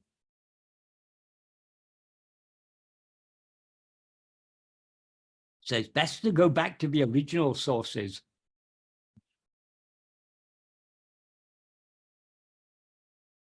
Thank you, Michael. Right. I was asking this because when I want to practice, there's a point that in which, well, I'm not an English speaker, so yeah. I will to explain myself. When I want to practice, well, I feel that I see that the thoughts are so subtle, so they appear in a second, in a nanosecond. Yes. And so, well, well, when I practice, I try to be in my heart, to be there. Just that. I don't know how to explain it, and for. But for times I'm doubting about, is that or that I have to practice, or to look my like my sense of being, and then it comes the I thought. I don't know if you can understand me. Yeah. Very subtle, but well, that was the question. That is the term I thought is the term that Bhagavan used. In Tamil, he said, Nanenam Nenevu, the thought called I. That is a synonym for ego. So ego, or the thought called I, is the subject. All other things are objects. We need to turn our attention away from all the objects, all phenomena, back towards ourselves, the subject. But the subject is, as I say, it's ego, or what Bhagavan sometimes referred to as the thought called I. As Bhagavan made clear, the subject, the ego, is the adjunct conflated awareness, I am this person. So now you're aware of yourself. I am Maria. Is that your name? Have I got it right? It seems to be from what's written there. Yes. Yeah. Yes. I am Maria. Maria is the name of a person, of a body. So when we are aware of ourselves as I am Maria or I am Michael, we are aware of ourselves as being a person, as being a body. That is not what we actually are. What we actually are is the pure awareness I am. So the same ego, bereft of adjuncts, is I am. I am mixed and conflated with adjuncts, as I am Maria, I am Michael, I am whoever, is ego. So what we are investigating is our being. Our being means I am. I am means what we actually are. That is what we are trying to investigate. When Bhagavan talks about investigating in the heart, what he means by heart is not any place in the body. What he means by heart is the very center. The center of all experience is the experiencer, namely ego. The center of ego is I am. That is, all these phenomena appear to whom? It appears to me, this ego. We are ego only when we mix and conflate with adjuncts. So the heart of ego is the false awareness, I am this body. The heart of that false awareness is the real awareness I am. So that is what Bhagavan means by heart. Heart is nothing but I. So it's not a place in the body or anything like that, which is a confusion that many people have. It is what is the center of all this experience. It's my own being. Yes, thank you. Thank you so much. Yes, I feel in that moment when I'm in that place, I don't know how to name it. Yeah. Like well, like a fire. I don't know. Yeah. in some place. Yes, inside. words, anything that can be described in words is not what we actually are. It's what we actually are is beyond all words, but that is what we are trying to investigate. We're trying to Okay. focus our attention more and more on ourselves. That is why I said earlier, though it's recorded in talks, but as if Bhagavan said, ask yourself, who am I? Or ask yourself, to whom do all these things appear? It's not a matter of asking, it's a matter of investigating. Whatever appears, to whom does it appear? It appears to me. So we turn our attention back to this me, to whom all other things appear. So it's keeping our attention more and more focused on ourselves, on our own being. If we continue practicing, to the extent to which we practice, if we're practicing correctly, it will become clearer and clearer and clearer. Because what we are attending to is our own being, and our own being is the light of awareness. So since we are turning our attention back towards the light of awareness, the light that illumines the mind, enabling the mind to know all these phenomena, we our mind, we can say, is more and more clarified. We are, so to speak, by turning within, we are immersing ourselves, we are bathing in clarity. So the more we practice this, the clearer it becomes. Thank you so much. Right, right.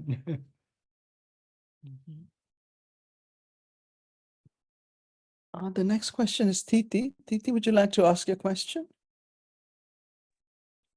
Yes. Hello. Hello. Yeah, because I was concerned about this subject last period about free will, and I came to some conclusions, and I want to say some things about this, and also to hear your opinion. Yes, because this free will, these two terms, for me, is like a contradiction in terms. Will is subject to causality as ego, actually ego. So it's based on causality, and freedom is beyond this. Freedom is pure consciousness, which is outside will, outside ego. So that's why for me to say free will is like saying it's like a nonsense. We can say, we can use it as an convention. Like I want I want going shopping or instead of watching movie, like I am free to choose, like a convention. But if you go deeper, actually everything is based on cause and effect, so it's predetermined in a way. So that's why for me, yeah, because this is my my point of view. Only in pure consciousness there is freedom outside of this ego will. Shall I answer? Yeah. Yes, you're right. The true freedom lies only in being as we actually are, being the pure awareness that we actually are. That is true freedom. Regarding freedom of will, in order to understand what is freedom of will, we first need to understand what is will. That is, this English term, free will, is a very confusing term because you've got two elements there. You've got will and you've got free.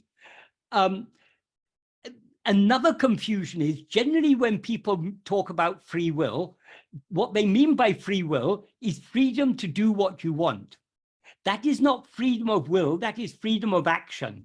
So we first need to unpack all these ideas. So first, let us start with will. What is the will? Will, as we all know, it's all our likes, dislikes, desires, attachments, and everything. But these likes, dislikes, desires, attachments, and so on, these are a gross manifestation of the subtle elements that make up our will. Those subtle elements are what are called vasanas. Vasanas, the closest word we have in English to vasana or samskara, is inclination. So they're the inclinations that give, the inclinations of the seeds that give rise to likes, dislikes, desires, attachments, and so on. So this is the nature of our will. We have innumerable vasanas, innumerable inclinations to like this, that, and so many other things. So the way our will works, will is not just one thing. It is made up of countless vasanas. And as Bhagavan says in Nana, these vasanas rise in countless numbers like ocean waves. They're constantly rising. That means we are being pulled this way and that way by so many different inclinations. Where the freedom lies is vasanas are inclinations. They do not bind us. So we may have two inclinations in our mind. For example, we may, just for example, supposing you're a smoker. As a smoker, you would have a strong inclination to smoke, but you're also very concerned about your health. Because you understand that smoking is not good for your health, and if you continue smoking, one day it may cause cancer and you may die. So you've got two opposite inclinations. You've got one inclination, the inclination to smoke. You've got the other inclination, the inclination to avoid smoking in order to maintain your health. That is where our freedom lies. We are free to follow this inclination or that inclination. This, of course, is a very simple example, but in practice, there are innumerable vasanas that are rising, but are pulling our attention here and there. The wise use of our freedom is not to be swayed by any of these vasanas, any of the Vichara vasanas. Vichara vasanas means the inclination to seek happiness in anything other than ourselves. The opposite of Vichara vasana is Sat vasana. Sat means being. So the inclination to be as we actually are, to hold on to our being and thereby to subside back within, that is the polar opposite of Vichara vasanas. So the Vichara vasanas are inclining us to go outwards. The Sat vasana is inclining us to go inwards. We have the freedom to follow this vasana or that vasana. So if we want to, another thing about vasanas, important thing to understand about vasanas, vasanas have no existence or strength of their own. They derive their existence and their strength from us. So to the extent to which we allow ourselves to be swayed by any vasana, that vasana grows strong. So if someone wants to give up smoking, but they keep on yielding to their inclination to smoke, that inclination to smoke will become stronger and stronger. If instead of yielding to that inclination to smoke, if they resist it and yield to the opposite inclination, the inclination not to smoke, to maintain their health, slowly the inclination to smoke will lose its strength, and the inclination to not smoke will gain in strength. This is, as I say, this is a very simple example, but there are so many vasanas that are pulling us in different directions. The more we allow ourselves to be swayed by any vasana, the stronger that vasana becomes. So if we allow ourselves to be swayed only by the Sat vasana and not by the Vichara vasanas, what does it mean to be swayed by Sat vasana? It means to hold on to our being and to subside back into our being. The more we yield ourselves, the more we allow ourselves to be swayed by that vasana, the more that stronger that vasana will become, and the weaker all other vasanas will become. So there is freedom of will, but we have to understand what the nature of the will before we understand the freedom. If these vasanas were not inclinations, if vasanas could force us to act upon them, then we would have no freedom. But we are free to be swayed by all the time, every moment. If we analyze things, every moment our mind is, there's so many inclinations rising in our mind. And it's we who choose whether to follow this inclination or that inclination. So it's all, we definitely, we as ego have that freedom, because the vasanas are our own vasanas, our own inclinations. So we can either be swayed by them or not swayed by them. It's up to us. And when we are swayed by particular vasanas, when we are swayed by any Vichara vasana, our attention is going away from ourselves towards other things. That's the starting of mental activity. And mental activity, as we know, leads to activity of speech and activity of body. So we not only have freedom of will, we also have freedom of action, according to which vasanas we allow ourselves to be swayed by. But freedom of action obviously is limited, but we do have freedom of action. When people talk about free will, generally they're talking about freedom of action. They mean the freedom to do what they want. We do have a limited freedom to do what we want, but wanting to do anything is a mistake. If we are wise, we should want only to hold on to our to self-attentiveness, hold on to our own being. So, of course, these freedoms are not the infinite freedom of pure awareness. It's a limited freedom, but because our real nature is infinite freedom, because we alone exist, there's nothing other than ourselves. So there's nothing to limit our freedom. So our real nature is infinite freedom. When we rise as ego, our nature seems to be limited in so many ways. So we still have freedom, but the freedom is very limited. But it's freedom nevertheless. It's we who have to decide whether we want to allow our mind to continue going outwards as it's been doing for countless lives, or whether we want to start cultivating this love to go within, this inclination to go within, the sattvasana. Is this a helpful answer to your question? You said last sentence that we are free to choose going outside or inside, no? Yes. And but if I want to, what happens if I want to always going inside, but I can't? But you can't. The only thing that prevents us going inside is our liking to go outside. So that means if we are constantly, if we feel we can't go inside, that's because we've got too much liking to go outside. So we have to work hard at it by trying more and more to go inside.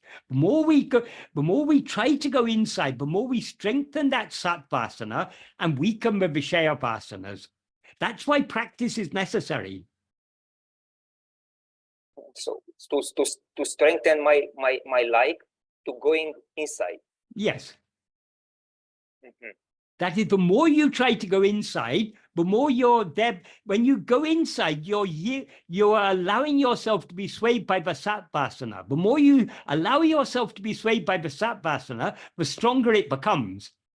And correspondingly, the weaker all the Vichara vasanas become.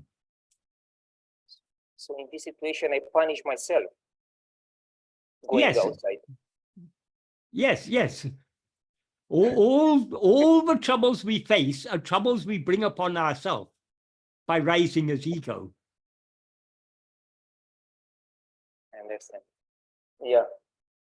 Okay. So it's up to us. We have that freedom. If we didn't have that freedom, there would be that all spiritual teachings would be meaningless. All religion, all moral teachings would be meaningless, because we'd be bound to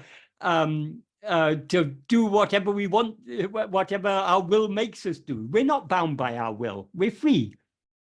Yeah, because in this case, I want to go inside, but I am saying only this. But actually, my likes.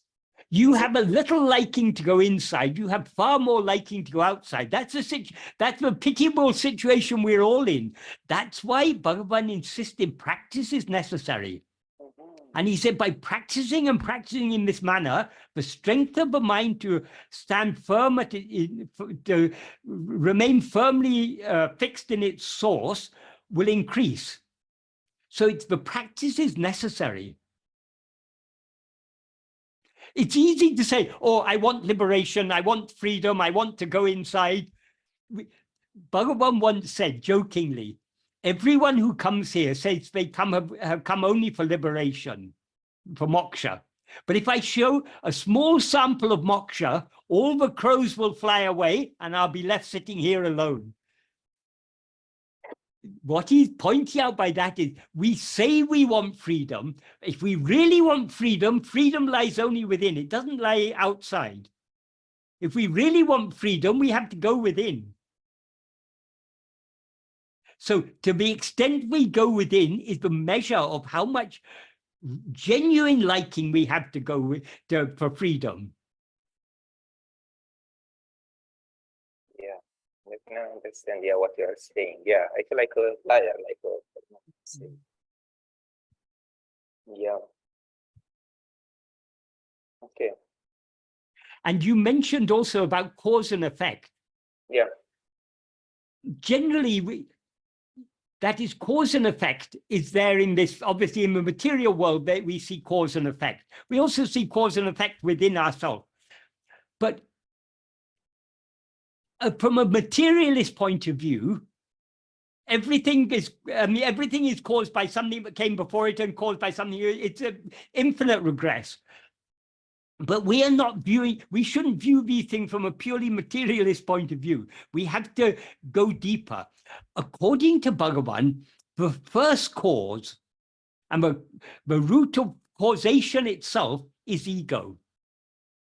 In sleep, for example, there's no ego. There's neither cause nor effect. It's only when we rise as ego that all this multiplicity appears. And in the realm of multiplicity, there seems to be so much cause and effect. The root cause of causation is ego. Our rising as ego is the first cause, but causes all other things. So we have to understand things are not caused from outside, they're caused from within.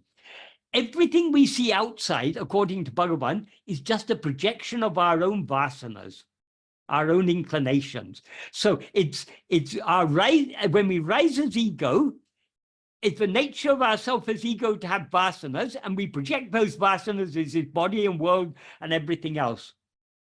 So the first cause is ourself as ego. So as ego, we have the power either to allow ourselves to continue going outwards or to turn back within and thereby bring about the subsidence and ultimate dissolution of this ego. We have that freedom. So the ego doesn't have a cause? No, there's no cause of ego, because there's no such thing as ego at all. Sometimes people used to ask Bhagavan, oh, Bhagavan, why did ego rise in the first place? Why is there Maya? Maya is another name for ego. That Bhagavan made it clear. There's no Maya other than ego. Bhagavan said, asking how or why is the wrong question. First, find out what this ego is. If you can find, first you go and find this ego. Once you've found the ego, if you bring it to me, we can then find out how or why it came into existence. But the fact is, because Bhagavan knows very well, we will never find any such thing as ego, because we seem to be ego only when we're looking outwards. If we look within to see who am I, there's no such thing as ego to be found. So how can there be a cause of what doesn't exist?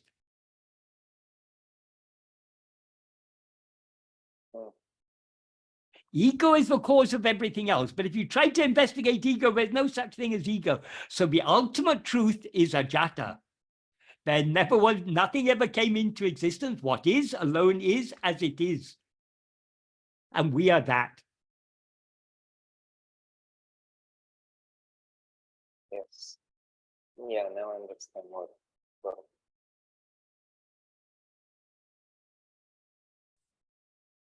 Well, Michael, there are a couple of questions. Yes. thank you, Mike. Okay. Sudha, would you like to ask a question? Sudha? Thank you so much. And my dear Michael, I don't have any question after I listened to, and thank you, TT, and thank you, everybody asking. No, actually, I have no question, Shalini. This is profound. This will forever be on YouTube and help generations. Thank you so much from the bottom of my heart. All thanks to Bhagavan, because all I pointed out today is what Bhagavan has taught us.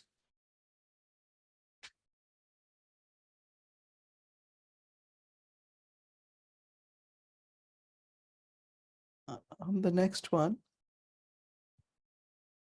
says it says it's a follow-up.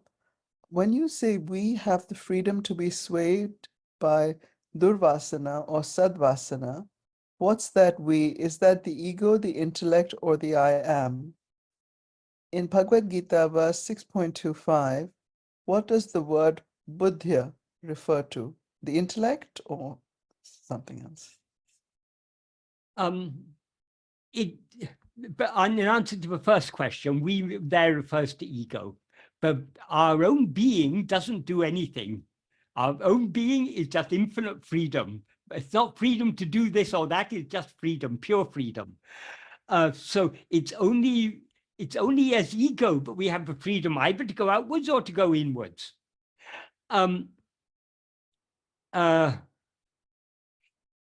Verse 25 of 625 of Bhagavad Gita, that is what Bhagavan translated in Tamil as verse 27 of Urunapranabaddam. I can't remember Sanskrit verse, that's why I'm going to the Tamil verse. Bhagavan begins, Dhiram se buddhiyanal. That means buddhi endowed with dhiram. Dhiram means courage and discernment. Dhiram se buddhiyanal, chittate mella mella, nera se avendum nischalanam. That means by an intellect endowed with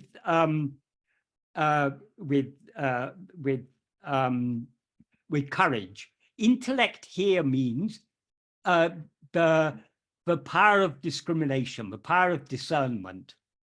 So we need to have a keen power of discernment, which is endowed with that dhiram. Dhiram, as I say, it means both strength and courage and the discernment.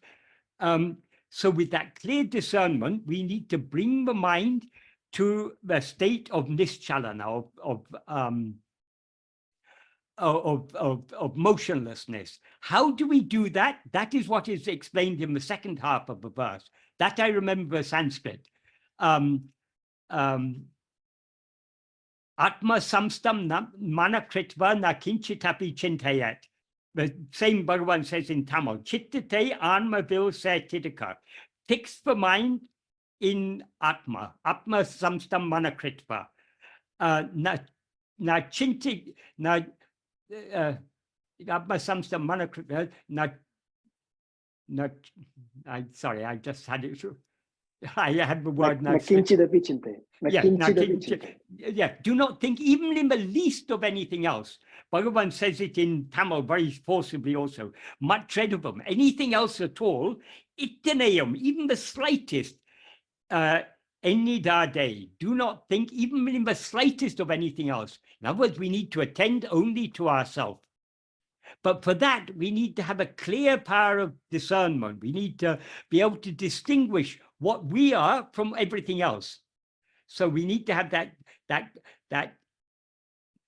as I say, buddhi here means that power of discernment, of seeing things clearly. But nitya vastu viveka. What is nitya? Only ourself, only our own being. Everything else is anitya. That ability to distinguish between what is permanent and what is impermanent. Or another way of putting it, the drisya viveka, the discernment, distinguishing the seer from the seen. So we're not to attend to anything seen. That is thinking of something else. We're to think only of ourselves. The essence of the seer, that his seer is ego, which is that adjunct conflated awareness, I am this body. But what we are to attend to is only the being of the seer. In other words, I am. For that, we need that power of discernment. That is what is implied by buddhi in that sense. But buddhi is only an instrument. Who is using that instrument? It is ego. Is that a clear answer? I think there's a bit more of question which Chandrasekharan wanted to ask. Would you like me to just read the rest, the first part of the question, or would you like to ask it? Yeah, I think Michael answered it very well. The one, I guess I'm trying to connect this back to the previous question that Titi asked. It looks like, we as ego arise, and then we make a decision whether to get swayed by Vishaya Vasanas or by Sadvasana, and then that's all kind of that's the sequence of things that really happens from moment to moment. Yeah. And the first arising, the ego, uses intellect or whatever the instrument is to make the decision. Is that kind of how is my understanding correct? Yes. And it's important, what you said there is one very important point. This is happening moment to moment. At each moment we have this choice, whether to attend to other things or to attend to ourselves. So this is a moment to moment choice we have. Generally, we're making the wrong choice, but we need to cultivate the love to make the right choice, to turn within more and more. So beautiful. Thank you, Michael. Really appreciate it.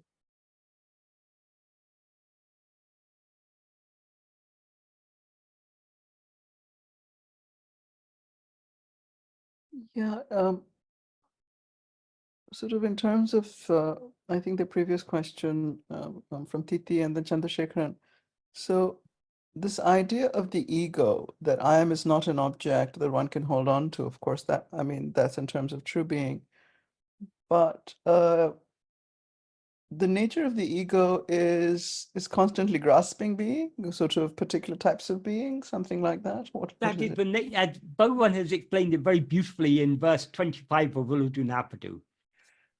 What he says there, in the last line, he describes ego as Uruvatra Peyahande. Uruvatra means formless. Pay means pisasa, a demon or a phantom. Ahande means ego. So this ego is a formless phantom, a formless demon. It's formless because it's got no form of its own. Without form, it has no separate existence. So, as Bhagavan says from the beginning of the verse, that is, the whole verse is about ego, but he mentioned that only in the last line. So he begins the verse by saying, Urupatri undam, grasping form, it comes into existence. Since it is itself formless, whatever forms it grasps are things other than itself. Does that mean that there are forms out there and ego rises and grasps? No, because as Bhagavan says in the next verse, if ego comes into existence, everything comes into existence. If ego doesn't exist, everything doesn't exist. Everything there means all forms, all phenomena. So when Bhagavan says grasping form, it comes into existence. That is, as soon as we rise as ego, we project a body and grasp it as ourself. And we cannot stand for a moment without continuing to take this body to be ourself. So in the next sentence, he says, Urupatri Nikom. That means grasping form, it stands. So grasping form, it comes into existence, grasping form, it stands. The form that it grasps when it comes into existence, and the form it needs to grasp in order to continue to endure, to stand, is the form of a body. Having grasped the form of a body as I, it then projects through the five senses of that body, and in the mind of that body, it projects so many other things. So that is what Bhagavan refers to in the third sentence when he says, Uru patri undu mika ongum. Grasping and feeding on forms, it flourishes abundantly. So the first form it grasps, and that it constantly grasps, is the form of a body. But then it's constantly grasping other forms and feeding on them. Grasping other forms means it's constantly attending to things other than itself. So the nature of ego is to grasp things other than itself, because without grasping things other than itself, it has no separate existence. It has to grasp the form of a body. And when Bhagavan talks about body, he means all the five sheaths. He's not just talking about the physical body. So the first form ego grasps is this form of five sheaths called body. And then it's constantly grasping other forms. And then he says, Uru vittu uru patram, leaving form, it grasps form. So the very nature of ego is to grasp form. But instead of grasping form, what happens if ego, instead of grasping any form, in other words, anything other than itself, what happens if it tries to grasp itself? That is what Bhagavan answers in the next sentence. He says, Tedinal otam pidikam. Tedinal literally means it seeking. There's neither subject nor object there. What is seeking, what is not specified there. But the implication is, if ego seeks its own reality, in other words, if ego seeks to know who am I, otum pidicum, it will take flight, it will run away. Why is that? Because we seem to be ego only so long as we're grasping form, only so long as we're attending to things other than ourselves, we seem to be ego. But if we look back within to see who am I, there's no such thing as ego to be found. Thereby we subside and dissolve back into our source. That's what he means by it takes flight. So this is the nature of ego. As far as I'm aware, in no scripture or no philosophical text in the world has ever had the nature of ego been expressed so clearly as Bhagavan expresses it in this verse. That is, this is we can say the unique thing that Bhagavan has revealed. Okay, we can say it's implied in so many ancient sastras, but Bhagavan has made it very clear and explicit. But the nature of ego is to rise, stand, and flourish by attending to things other than itself, in other words, to forms or phenomena or objects, but to subside and dissolve back into its source by attending to itself. This is why Bhagavan repeatedly said, the only way is, this Atma Vichara is the only adequate means to make the mind subside permanently. We cannot get rid of the mind except by investigating what it actually is.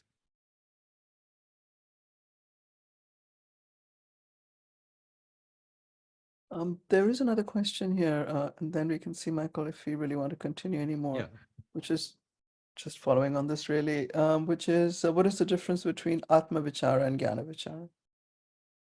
The same. In verse 13 of Uludunaptu, Bhagavan begins by saying, Jnana mam tane me. That means oneself who is jnana alone is real. So we are self and jnana. Jnana means awareness in this context. So jnana vichara means investigating awareness. Atma vichara means investigating ourself. The self we are to investigate is the awareness. So they're synonyms.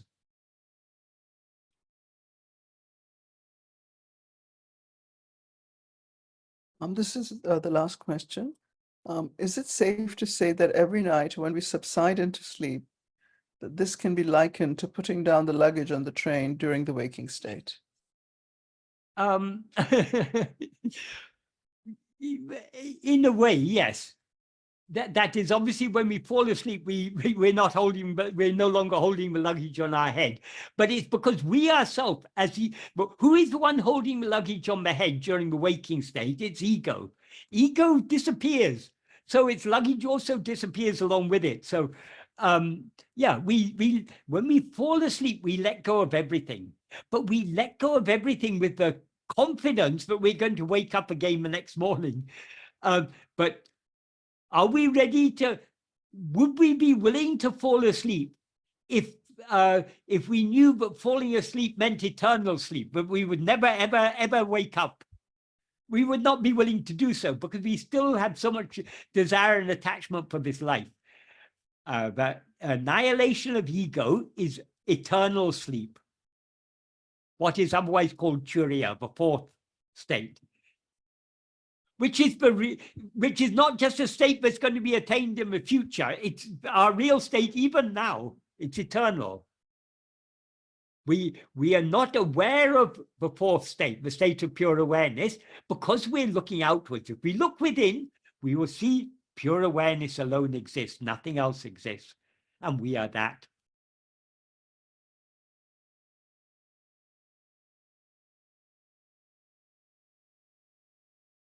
But the fact that we so easily fall asleep means letting go of everything is not actually difficult.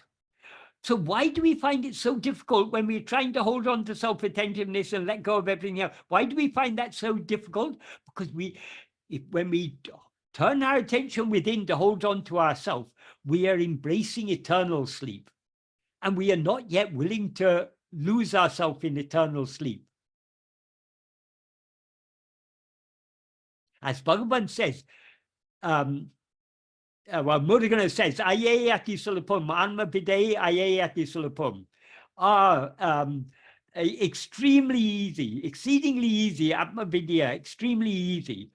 And Bhagavan confirmed that in verse 4, I think it is, where he says, of all to untie the bonds of karma and to rise from the devastation of birth, of all that, more than any other means, more than any other path, this path is exceedingly easy. It is very easy. Why then does it seem difficult to us? Because we're not willing to do so. If you're standing on the edge of a cliff, it's very easy to jump off the cliff. But are we ready to do so? No. Because we're reluctant to jump off a cliff, it seems to us very difficult. So we are not yet willing to surrender ourselves completely. So where we started from surrender, we come back to that. Ultimately, what is Bhagavan's path? It's the path of complete surrender. And we can surrender ourselves because the nature of ego is to rise, stand, and flourish by attending to other things, but to subside and dissolve back into its source by attending to itself. The only way to surrender ourselves completely is to turn our attention back within.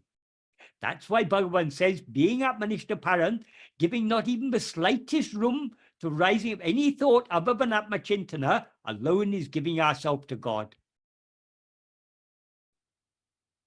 So self-surrender is the culmination of Bhagavan's teachings. And as he says in verse 26 of Uludunapadu, Ahande undayin anatum undahum. If ego comes into existence, everything comes into existence. Ahande indrail indru anatum. If ego doesn't exist, everything doesn't exist. Everything means all phenomena. Ahande yavamam. Ego itself is everything. Because ego, what we see as all this is not, we as ego are seeing ourselves as all this. So ego itself is everything. Adalal, yadu idu endru nadale, ovadal yabamenor. Therefore, know that investigating what this is, this means ego, investigating what this ego is giving up everything. Because, why? Because if we investigate ego, ego will subside and dissolve back into its source, as he said in the previous verse. And when ego ceases to exist, everything else will cease to exist along with it. So until we are willing to give up everything, until we're ready to renounce eternally both ourselves and all other things, we are not we are not yet ready to for moksha. That's why Bhagavan said all the crows will fly away. If I show a small sample of moksha, all the crows will fly away. So if we're honest with ourselves, our bhakti is very, very trivial. We don't truly have love to surrender ourselves. But if we want to cultivate that love to surrender ourselves, we need to persevere in practicing self-investigation and self-surrender. That is the only way. Can I ask one question? Yes, yes, certainly. Thank you for your presence, James. It was a pleasure.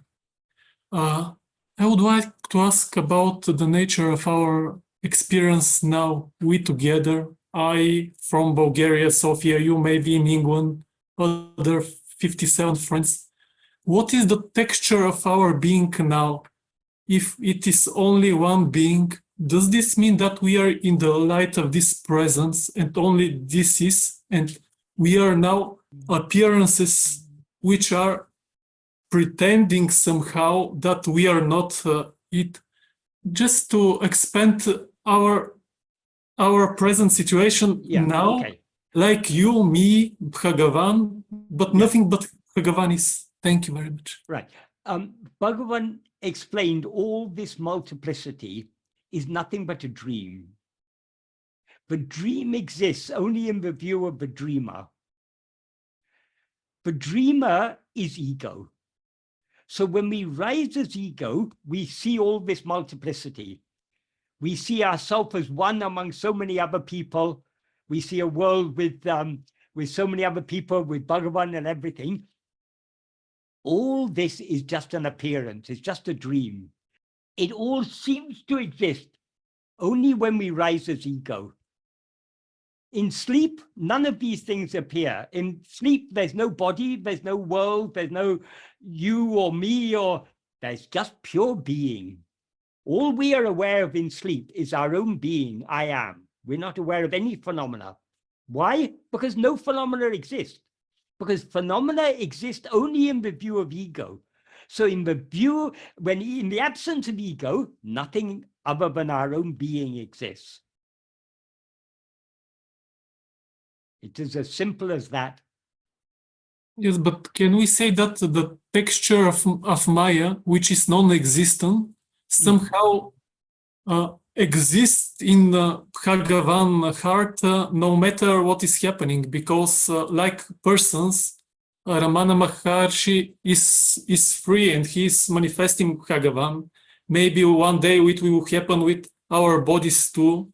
Yeah. But Maya continues to looks like the dreams continues, but it is not in the same time. This is Jatavada. Does your dream continue when you wake up? Mine, no. This is all your dream. So when you wake up, this dream will come to an end. We talk about Bhagavan as if he were a person, because we see him as a person, but he is not a person. He is our own being. But because our mind is going outwards, our own being, out of its all-consuming love for us, appears outwardly in human form like us to tell us to turn within. So Bhagavan as a person is nothing but a manifestation of the infinite love that is our own being. And we are in the paradox in dream. Bhagavan is talking with Bhagavan, and even now looking like not Bhagavan. Yeah, well, only Bhagavan exists. Bhagavan is pure being. So Bhagavan is not talking with anyone or doing anything. He is just, his nature is silence, infinite silence. So we are dream of Bhagavan now. We are dream figures in Bhagavan's dream, and we look like existent, but we are not. And this is the good news, because we are free even now, but we don't know it. What is real is only our existence. So we do exist. We do not exist as what we seem to be. Now we seem to be two people talking to each other. This is not real. What is real is our own being. So we are the same in the heart. You, me, everybody of us is nothing but the heart of Bhagavan. Exactly, exactly. Thank you very much. Yes. But it's easy to say that in words, but we need to experience it. And in order to experience it, we need to turn back within and see what we actually are. If we see ourselves as pure being, we will see only pure being, nothing other than pure being. So long as we see ourselves as a person, we see everything as people and objects and things. Thank you. Right. So should we finish now, Michael? Yes, if it's... Yeah, because I think you've been on for quite a while Yeah. now. It's over 2 hours. Okay. So we'll close with Bhagavan's mantra. Yes. Om Namo Bhagavate Sri Ramanaya. Om Namo Bhagavate Sri Ramanaya. Om Namo Bhagavate Sri Ramanaya.